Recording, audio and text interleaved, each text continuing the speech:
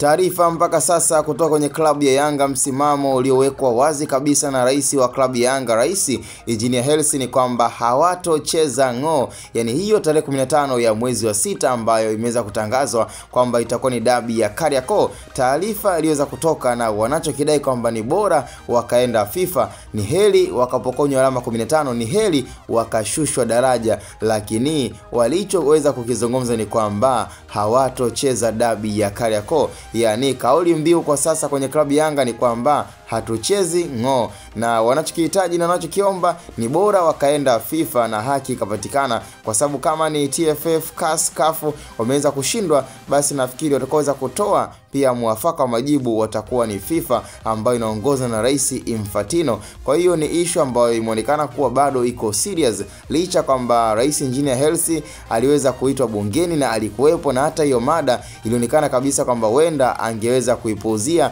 na wakacheza dabi, maisha mengine yakaendelea. Lakini msimamo ambao bado Yanga wako nao, kuanzia mwekezaji wa klabu Yanga GSM, pamoja pia na viongozi wa klabu Yanga, wanachama na hata wachezaji, pamoja pia na mashabiki, wanachokidai na wanachokiona ni kwamba hakuna dabi, na wanachokielewa kwamba mbakiwa na mechi chache ili mradi waweze kutangaza ubingwa. Kwa hiyo hayo masuala ya dabi, sijui kucheza na Simba, ni issue ambayo hawaitambui na hawajui ratiba yoyote ya kucheza na Simba tarehe 15 mwezi wa 6. Sasa ni issue ambayo mpaka sasa inaweza ikaleta ukakasi mkubwa sana, na hata ikatokea kwamba TFF wakawalima pointi 15.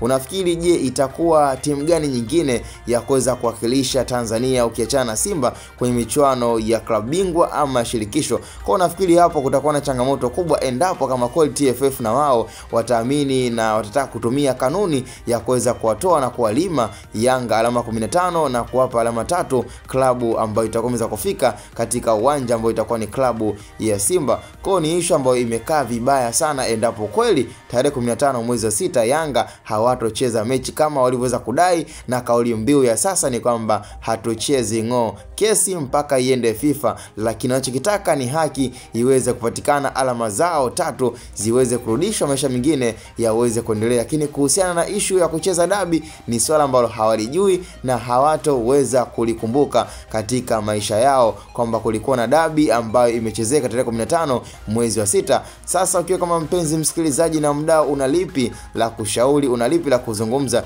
Je, unahisi Yanga wako sahihi kutoka kwa uongozi wa Rais Engineer Hersi ama hawako sahihi? Na kama utahisi wako sahihi, basi dondosha comment, na kama utahisi hawako sahihi, basi dondosha pia comment. Sema cha msingi usahau kuweza kusubscribe, kulike na comment, na kwa matangazo zaidi wasiliana nasi kwa nambari 0684 006225. Hapo utakometisha kinoma noma.